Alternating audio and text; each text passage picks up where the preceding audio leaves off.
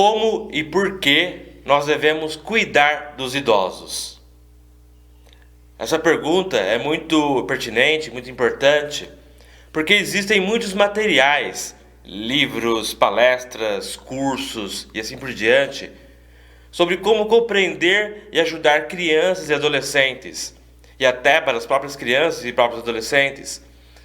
Mas há relativamente poucos materiais sobre como compreender e ajudar os idosos, e também para eles próprios. Embora esteja havendo uma certa melhoria nesse sentido no decorrer do tempo.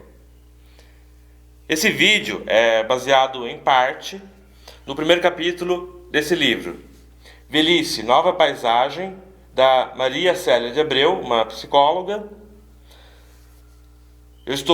Vou fazer uma série de vídeos sobre vários capítulos desse livro e também sobre outros materiais. Não é uma leitura comentada e também não necessariamente concordo com tudo o que ela diz, pelo contrário, tem algumas discordâncias. Mas vai ser uma série de vídeos a respeito sobre como compreender e ajudar os idosos. O fato é que todos nós precisamos aprender mais sobre o envelhecimento e aprimorar nossos conceitos sobre os idosos por 3 motivos principais. Primeiro, os nossos parentes e outros indivíduos com os quais nós convivemos são idosos ou se tornarão idosos nos próximos anos. Segundo, todo e qualquer serviço ou produto que você faça vai se relacionar cada vez mais com os idosos, seja o que for, direto ou indiretamente. Mesmo que seja algo supostamente apenas para jovens, vai se relacionar cada vez mais com idosos. E terceiro motivo, nós próprios provavelmente vamos envelhecer. É claro que existe alternativa, mas eu suponho que a maior parte de quem está vendo esse vídeo não se interessa muito pela alternativa. Então, essa é a alternativa ou envelhecer. Agora eu vou explicar uns conceitos aqui de uma forma assim mais teórica para depois aplicar na relação no assunto dos idosos. Isso que eu vou falar são conceitos de psicologia social e se aplicam a respeito de qualquer grupo de pessoas, não apenas idosos. Mas o assunto aqui são os idosos. Bem, se você perguntar para qualquer pessoa o que determina suas ações, decisões e senso de identidade, as respostas vão se encaixar em 3 categorias: cognição, valores e sentimentos. Então, digamos, você pergunte: fulano, por que você tomou essa decisão? Você pediu demissão dessa empresa e arranjou emprego naquela outra. Ah, foi por motivo tal. Foi ou salário maior, ou talvez mais perto de casa, ter mais qualidade de vida, assim por diante. Então isso já vai mostrando o que a pessoa pensa, sente e valoriza. Sempre cognição, valores e sentimentos. Então, cognição é aquilo que nós sabemos e pensamos. Seria, digamos, o aspecto intelectual. Os valores são aquilo que nós acreditamos que é importante, bom, correto, desejável, como deveria ser, o que é importante para nós, o que deve ser valorizado. E sentimentos, obviamente, são aquilo que nós sentimos. Acontece que nem sempre esses 3 elementos, cognição, valores e sentimentos, estão em harmonia e são coerentes.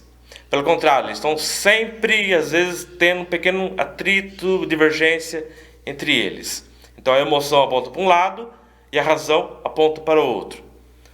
Então nós podemos saber que algo é bom, mas sentir aversão por ele, e inversamente, saber que algo é ruim e ainda assim sentir atração por esse algo. Ou nós podemos valorizar algo que sabemos que é ruim e não dar valor para algo que nós sabemos que é bom. Com frequência, os nossos sentimentos contrariam os nossos pensamentos, aquilo que nós sabemos. Então, razão e emoção. É claro, temos que fazer essa ressalva, que algumas pessoas falam aquilo que os outros querem ouvir. Agora, eu não estou falando disso, estou falando de pessoas sinceras que realmente se importam com aquele assunto, mas acabam agindo de forma incoerente. E de qualquer forma, sendo a pessoa sincera ou não, São as ações que mostram o que nós realmente sentimos. Então nós falamos o que nós sabemos, mas nós fazemos o que nós sentimos. E aqui cabe uma outra ressalva. Muitas vezes uma pessoa ela é sincera e ela realmente acredita que aquela forma de agir. Então não é porque uma pessoa age de forma diferente do que você pensa que a pessoa não é sincera da forma como você acha que ela deveria agir. Então é importante a gente tomar cuidado com isso também, não estabelecer regrinhas rígidas sobre como as pessoas deveriam agir. Existe uma certa margem de divergência sincera sobre como pensar e agir. Mesmo pessoas que têm o mesmo valor, como cuidar dos idosos, vão ter pensamentos diferentes sobre como fazer isso. E também cada pessoa tem a sua história de vida, a sua relação. Então você não sabe como foi o passado dessa pessoa, a relação dela com a sua família, assim por diante. Então toma cuidado em prejulgar os outros. Mas agora vamos aplicar isso para os idosos. Aí eu te pergunto, que sentimentos que surgem automaticamente na sua mente e no seu coração quando você pensa em idosos, de modo genérico, abstrato? Quais estereótipos que surgem automaticamente no seu pensamento e no seu coração? Mas não pode ter estereótipo. Estereótipo é errado. Não confunda estereótipo com preconceito. São dois conceitos, são duas ideias, dois comportamentos diferentes. Então, ter estereótipo, fazer estereótipo é inevitável e é normal e não é errado em si mesmo. Preconceito é outra ação. Então, voltando à pergunta. Quais estereótipos são evocados no seu pensamento e nas suas emoções? Que sentimentos que surgem quando você pensa em idosos? É importante nós analisarmos nossos sentimentos a respeito dos idosos em geral, para alinhar esses sentimentos com informações corretas e valores elevados, que vão condicionar, que vão guiar as nossas ações com os idosos específicos com os quais nós interagirmos. Assim, dessa forma, nós seremos coerentes em nossas ações e decisões, não perfeitos, mas coerentes. E vamos evitar comportamentos dos quais talvez depois lamentemos. Então há vários conceitos que devem ser verificados, analisados e ajustados. Eu vou citar aqui dois. Um primeiro conceito que deve ser mudado, deve ser verificado, analisado, é justamente que apenas os jovens e pessoas de meia idade é que precisam ajustar os seus conceitos a respeito dos idosos e do envelhecimento.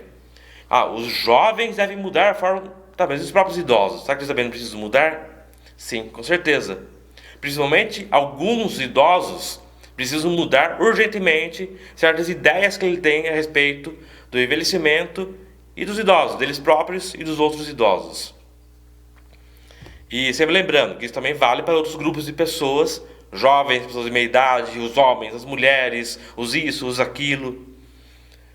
E um segundo conceito que precisa ser mudado, precisa ser ajustado, é pensar que os idosos seriam basicamente iguais, que todos os idosos seriam um grupo homogêneo e monolítico. Os idosos, em vez de pensar em indivíduos.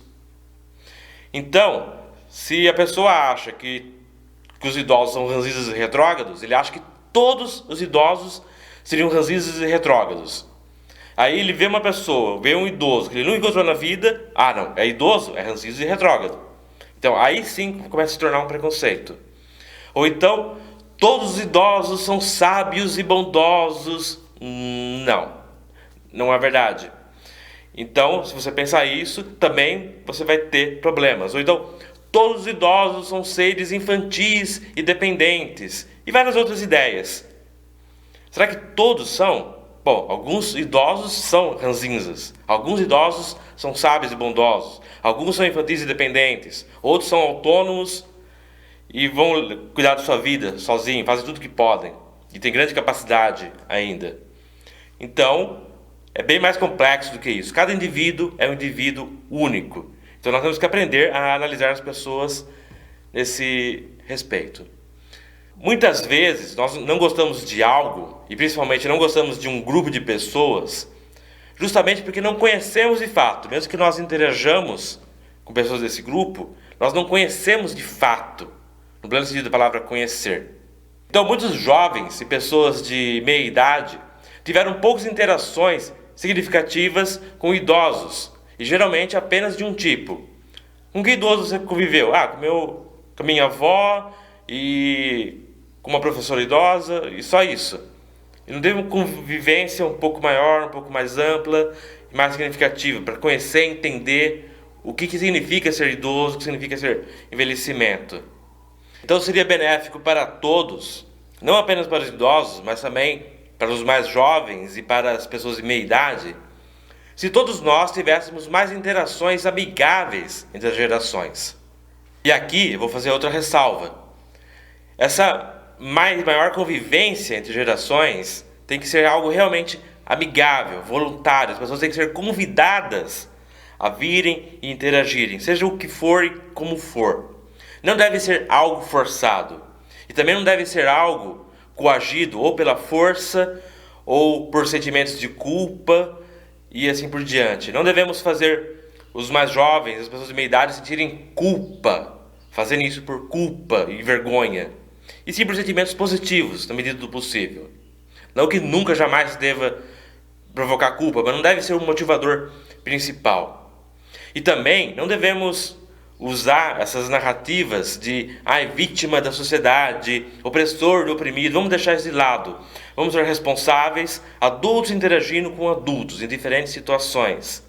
Todos nós com potencial para o bem, com limitações, imperfeitos, mas procurando fazer o bem. Quando pessoas de diversas faixas etárias interagem em atividades amigáveis, a tendência é se desenvolver, é cultivar uma maior compreensão mútua, gradualmente. Então todos se sentem mais úteis e se sentem valorizados. Não apenas o idoso, mas também o jovem, a pessoa de meia idade. Assim, os mais jovens aprendem sobre o passado, entendem melhor a situação atual, tanto no micro quanto no macro. E também desenvolvem um sentimento de pertencer, de fazer parte de um fluxo, de uma sequência.